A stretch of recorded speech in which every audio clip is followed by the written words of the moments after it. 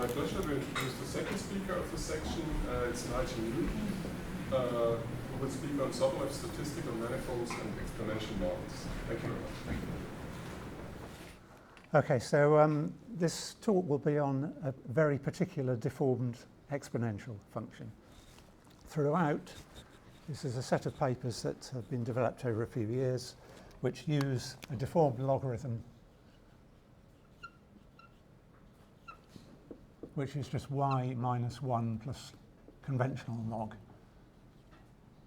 of y.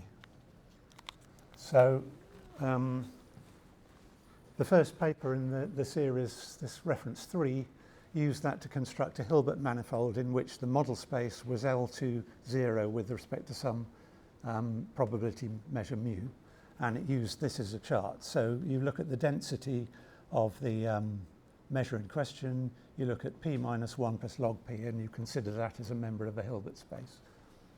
So that looked just at statistical manifolds where the measures were probability measures. The second paper here generalized that in two ways. First of all, it allowed the L2 space, the Hilbert space, to be replaced by a more general L lambda space for lambda greater than or equal to 2. And that had certain advantages in greater regularity of the divergences defined on the manifold. The other thing it did was to generalize away from probability measures to finite measures, and then look at the submanifold of probability measures contained within the manifold of finite measures as a smoothly embedded submanifold. So those are quite old now. The talk today will be based on the idea of extending this method to Sobolev spaces. So in these two papers here, the sample space is a very general measurable space with a probability measure mu defined on it. And of course, all the information geometry is strict information geometry, which makes no reference to any topology that the sample space may have. It doesn't have to have a topology. All the information geometry works, even if the sample space doesn't have a topology. By contrast, in these two new papers, there's a move to the sample space being RD and somehow incorporating the topology of RD in with the manifold structure. So I'll basically break it down in this form. I'll first of all give a motivation for extension to Sobolev spaces. I'll then briefly say a bit more about this deformed logarithm and its inverse, the exponential. Introduce some Sobolev type spaces based on a probability measure and having mixed norms so that derivatives belong to different LP spaces. I'll then construct a manifold of finite measures, so measures which don't necessarily have total mass 1 but have finite total mass, and then look at the probability manifold, the statistical manifold, as embedded in that, smoothly embedded in that. And then if there's time at the end, I'll briefly say outline conditions under which conventional finite dimensional exponential statistical manifolds are smoothly embedded in the infinite dimensional structure. So the motivation is essentially Bayesian estimation, but I'm going to do it in terms of a very specific problem in Bayesian estimation called nonlinear filtering. And the idea here is that we have some signal process x of t, which is a diffusion with drift coefficient b and with covariance matrix sigma transposed. So the density of this process will solve the Fokker-Planck equation with drift coefficient b and diffusion matrix sigma transposed. And the idea is we cannot see this process, it's hidden from us. What we can see is a related process which is jointly Markov diffusion with x. So you can think of that, think about this as being y dot is h dot x of t plus white noise is the engineering way of thinking about it.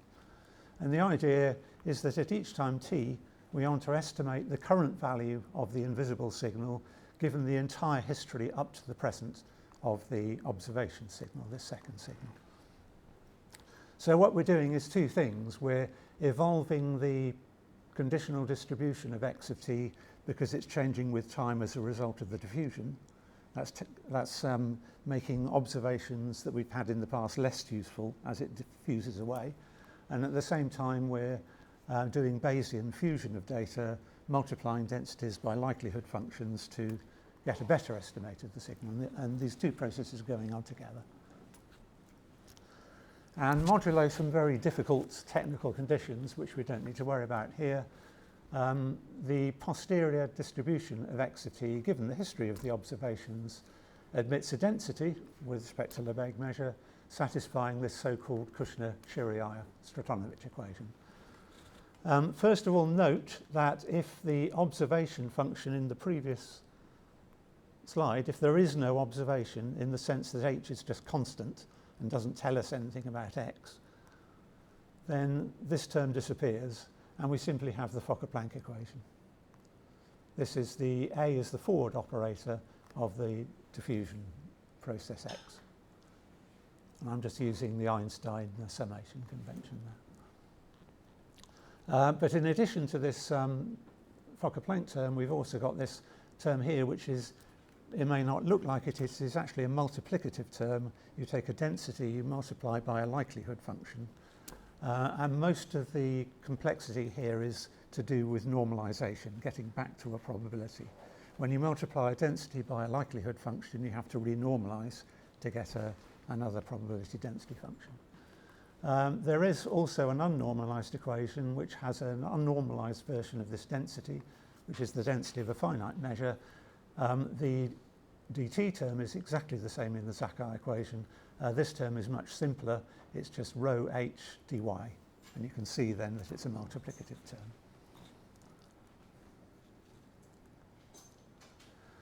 What we're really looking for is an information geometric form of this. We want to cast it in a coordinate-free way on a statistical manifold which has got the right properties and replace these two coefficients by vector fields of that manifold.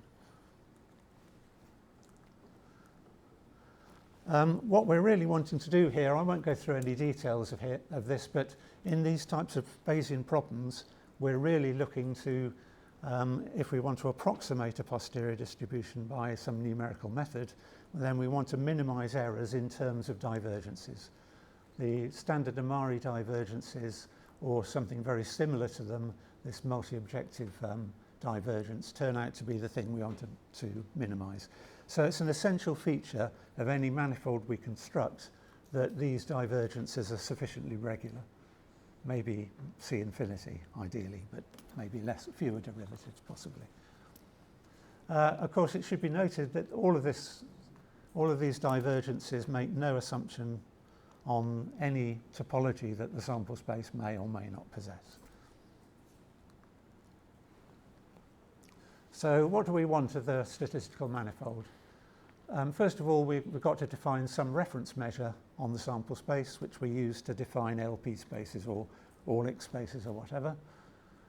We've then got to take densities with respect to that reference measure and take some function of them and consider that as belonging to some space from functional analysis.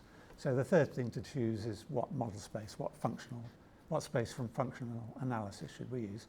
For example, we might use one of the Lebesgue spaces, L lambda, which is just a Banach space with this norm here.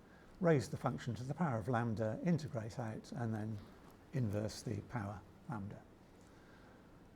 Because the differential equation earlier on had the Fokker-Planck operator in there, which uses derivatives of the density with respect to x, the spatial variable, then we ought in some sense to include this in the topology of the manifold when the sample space is RD and we're looking at something like the nonlinear filtering problem.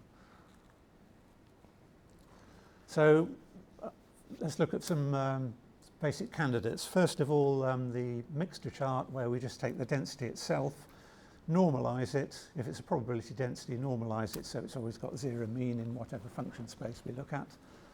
That has a terrific advantage that the Fokker-Planck term is affine. In fact, it's linear in that coordinate representation, which is a huge advantage. It makes the computation of conditional means, including this conditional mean of the observation function, straightforward. not numerically straightforward maybe, but at least mathematically very straightforward. It has a very, very serious disadvantage, which is that it has a boundary when densities get very close to zero and start going negative. And of course all the important statistical divergences we want to use blow up as you go towards that boundary. And that's very serious, because if we're doing numerical approximation close to the boundary, we want to use a metric which gets tighter and tighter and tighter as we go towards the boundary, not something which is a flat, as it were, metric.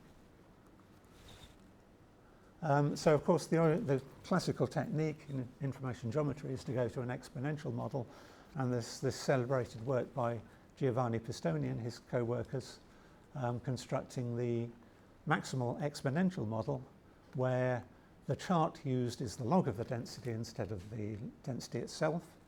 And again, one can subtract the average of that to give a zero mean member of the model space. In order to get reasonable behavior of statistical divergences, however, it's now essential to use the exponential Orlick space as the model space. And this involves taking a Young function and an exponential function, defining things like the Luxembourg norm on it. It's actually a difficult space to use. One of its very, very nice features is that all of them are alpha divergences for alpha in the interval -1, 1r of class C infinity.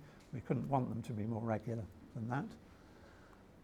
A disadvantage is that if you want to compute the density, which of course for computing means, conditional means of things you're estimating in a Bayesian problem is essential, then you have to convert from the coordinates back to the density, and that introduces an exponential map, which is obviously severely nonlinear.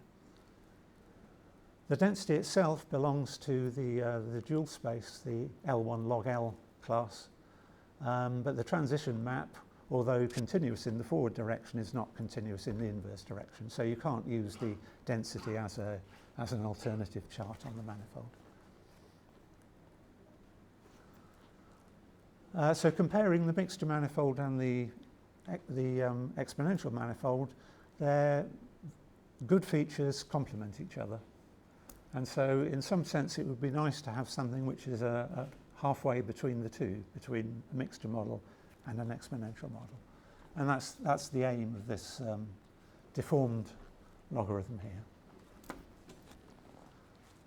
So the deformed logarithm is defined as being the density plus the log of the density, and the subtraction of 1 just makes log of 1 equals 0. Log d of 1 equals 0. That's what the constant 1 is doing there. So when we apply this to the density, it's going to involve a linear combination of the density and the log of the density, and hopefully therefore get the good features of mixture models and exponential models. This function is a diffeomorphic onto the real line. And so it has a C infinity inverse, which I'm calling psi. You can think of that as being the deformed exponential, the inverse of the deformed log. And there's a graph of it. As z, the argument, goes to minus infinity, it behaves like an exponential. And as z goes to plus infinity, it behaves like a straight line. It has linear growth, which turns out to be a very useful property. So just looking at some of the properties of this deformed exponential, if I denote the nth derivative of psi by psi superscript n in brackets, then there is this recursive relation between the derivatives. And in particular, psi is strictly increasing, strictly convex, and has linear growth, so this eventually is dominated by a straight line. In addition to that, all derivatives of psi are bounded. If you take the derivatives of psi and divide by psi itself, you get a bounded function. And if you take the nth derivative of psi and divide by the first derivative, you get a bounded function. And these turn out to be extremely useful properties in the Sobolev context, where you're looking not just for functions of A, but also the derivatives with respect to x of functions of A. So just to summarize the non-Sobolev result, which was in the reference 4, it uses a global chart, which is the deformed logarithm, and the model space is the Lebesgue space L lambda for some lambda greater than or equal to 2, including the case lambda is 2, which is the Hilbert case. And it has two very, very nice features. One is that the density itself and the log of the density both belong to the model space. That is not true of a mixture model, and it's not true of an exponential model. For example, in the exponential Orlick model, the log of the density belongs to the exponential Orlick space, but the density belongs to the L log 1 space with a very, very much weaker topology. Here, by construction, the density and the log belong to the model space. A second nice feature is that the image of the manifold in the model space is the entirety of the model space, rather than simply an open subset of the model space, which is more conventional with manifolds. And then there's some continuity results, smoothness results of the divergences. As you might expect, as the Lebesgue exponent increases, so the alpha divergences become smoother.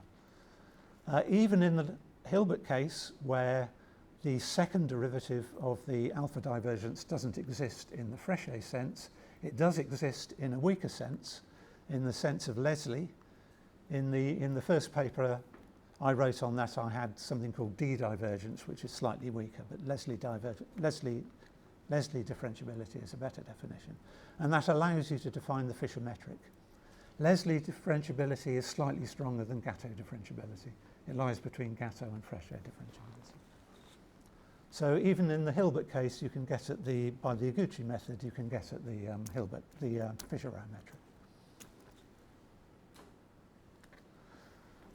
Okay, so moving on now to the Sobolev context. Now the sample space is not an arbitrary measurable space, it's good old RD, and I'm going to make the reference measure a very, very particular class of measures. So they're going to be parameterized by this parameter t, which is not time, it just parameterizes the measures mu t, and it's essentially a multi-sided, a unit dimensional multi-sided exponential producted up to the dimension of the space. So if t is 2, then of course this is just a Gaussian measure. If t is 1, this is a multi-sided exponential. I'll only be looking at the case t is in 1, 2 in this talk, but in the second paper and the list I gave at the beginning, the other cases between 0 and 1 are also covered.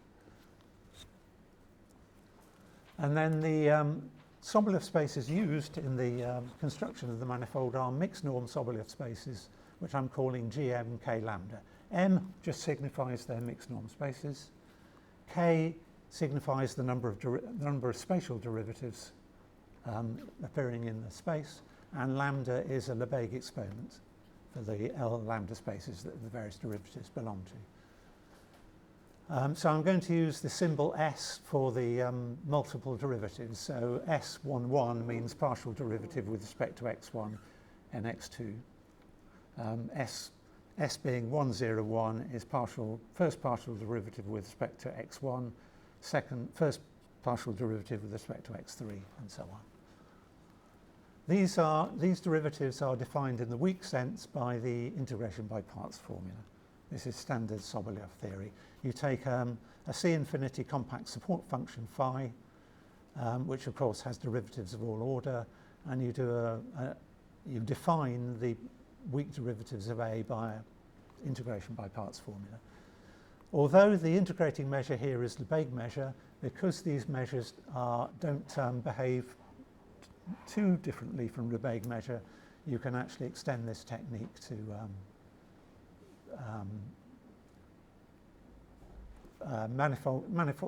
spaces in which the integrating measure is not Lebesgue measure, it's a probability measure. So the point here is that the function itself belongs to gk lambda if and only if the function itself is in L lambda, and the s derivative belongs to L lambda over size of s. So the more derivatives we've got, the smaller the Lebesgue exponent in the model space.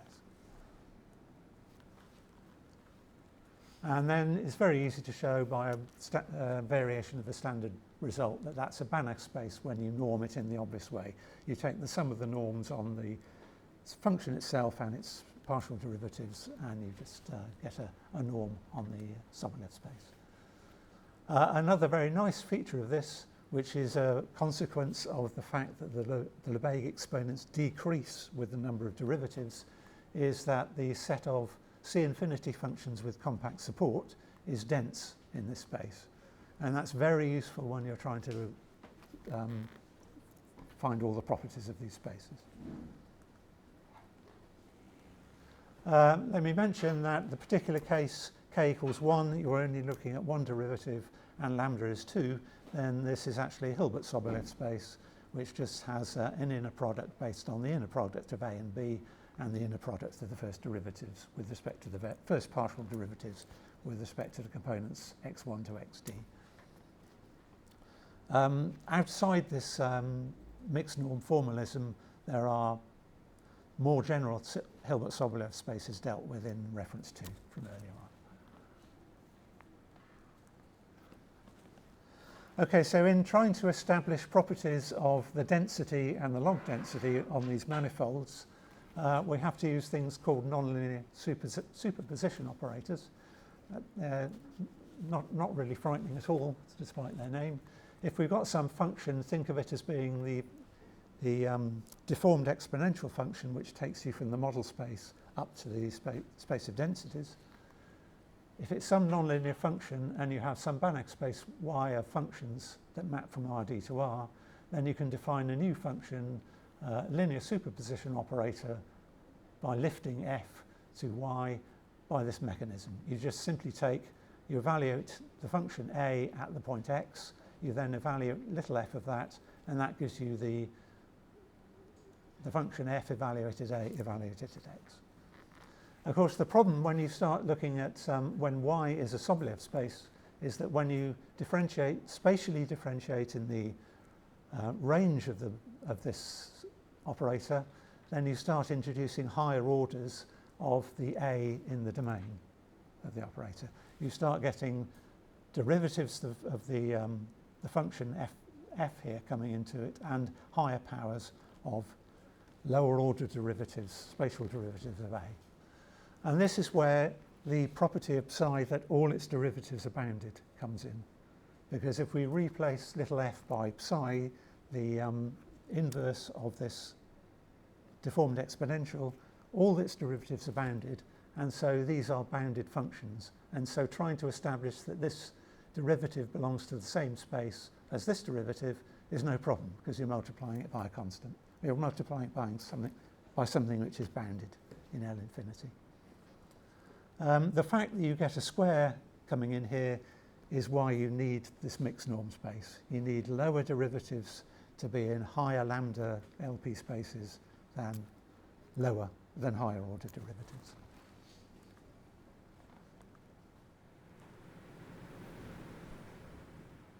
So we can do just the same as the case not based on Sobolev spaces, but where it was just the function itself. Define the manifold in exactly the same way. You take the set of all measures which are equivalent to the reference measure, such that log d of p, the deformed log of the density, belongs to g mk lambda. And I'm just going to drop the mk lambda in what follows because it gets a bit heavy otherwise. And the global chart is just again log d of the density. And then we recover exactly the same properties of the non-Sobolev case. This phi is a bijection onto G, so the whole of the model space, the image of the manifold is the whole of the model space. If you take any G and form the density of it, that also belongs to the same space. And in fact, the superposition operator is continuous. So you've got a point in the model space which is moving around. You construct the density corresponding to that point, and that moves continuously in the same Sobolev space. So these two important properties of the original manifold are retained in the Sobolev case.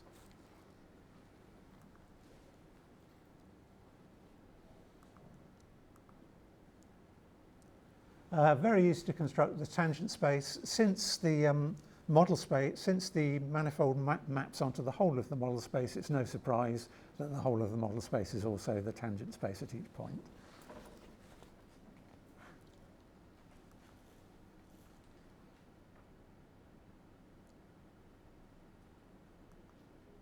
Okay, so I think maybe I have to stop at that point. That's too much to say. Thank you very much.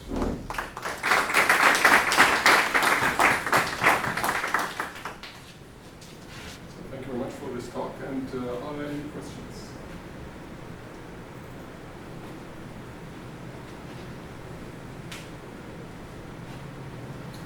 I have a question. Do you think instead of RE you could also use general manifolds and get a type of on functions and on the Sobolev space of functions? I certainly no problem using other more general linear spaces, and I guess maybe move to manifolds as well. Yes, I am. What would you expect any different kind of behavior? I haven't thought in depth about it. Maybe when you go to infinite dimensions. Yeah, okay. Yeah, otherwise, in finite dimensions, I think. Should be. Any other questions? Yes, then let's thank you.